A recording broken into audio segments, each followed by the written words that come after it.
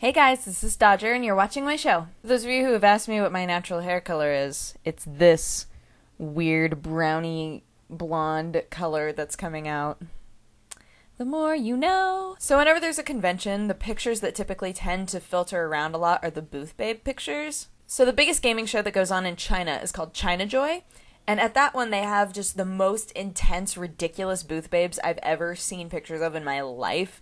Like, it gets totally out of hand. So this year they're trying to kind of pull it back and make it a little bit tamer, because I don't know how many of you have done any reading about this really, but at E3, like in 2007 I think, they completely banned booth babes and just last year brought them back in. They're just slowly starting to wear less and less and less things. It started off with like video game character-esque outfits that were just really skimpy, and now they've just kind of turned into almost see-through bikinis. They're tightening regulations not only on what the booth babes are wearing, but also on the activities that are happening at the booths, because those end up being a little bit dangerous, if not racy. This might not only be a reaction to the way that things have gone in the past years, but also the fact that their advertisements lately, they've been cracking down a lot more on whether or not people are allowed to use sex in advertisements in China. China Joy hasn't been going on for that long, it only started in 2004. But the fact that it's escalated to that point in just those few short years has just made it hilarious for me. This year it'll be in Shanghai from the 28th to the 31st of July.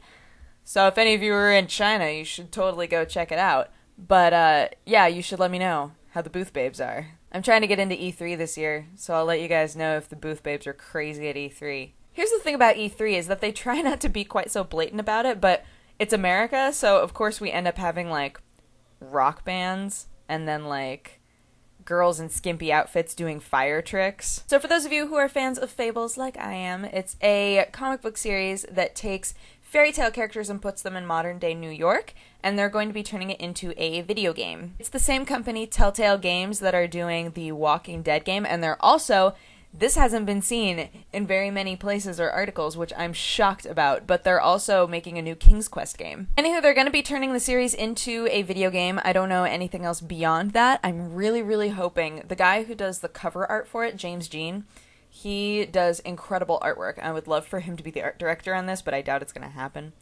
But wouldn't that be cool? I think that making a Fables game is going to be awesome and a really good play for Telltale Games, especially since they're doing a couple other projects that are kind of like, may or may not turn out good. If you haven't read Fables before and you are interested in reading them because they're fantastic, there are deluxe edition like hardcover versions. There are 2 of them out right now. There's a 3rd one coming out in August that have a bunch of the issues all like compacted together. You should totally read those because they're awesome. They have it all just together and fancy. There's going to be more information about Telltale Games making all of these different things that we are talking about at E3 in June, so I'm really excited to hear about that. But seriously, why has nobody mentioned that Telltale Games is planning on making a new King's Quest game?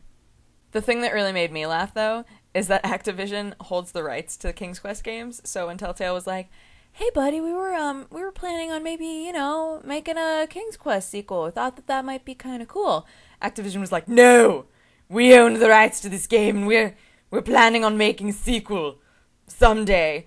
So keep your grubby hands off of it. And now they're like, no, man, it's totally cool. You can totally make a sequel. It's not a big deal. Oh, and Diablo 3's male demon hunter design came out. It's pretty cool. That's really all I have to say about it.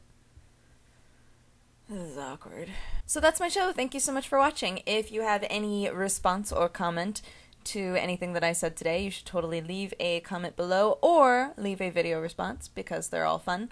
And if you would like to have coffee with me, you can go ahead and click here and it will take you to my other channel. But otherwise, I will talk to you guys again in the next couple of days. Okay, bye-bye.